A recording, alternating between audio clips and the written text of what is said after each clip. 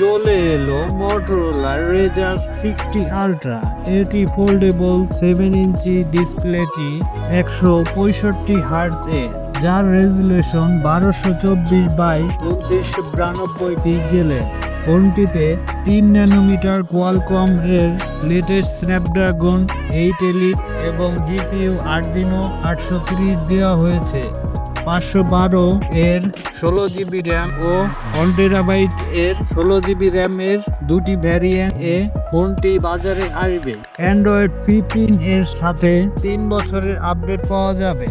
ফোনটি রিয়ার এ 50 মেগাপিক্সেলের মেইন ও 50 মেগাপিক্সেলের আল্ট্রা ওয়াইড ক্যামেরা, যার সাহায্যে 8K 30 fps ও 4K 60 fps এ ভিডিও ধারণ করা যাবে।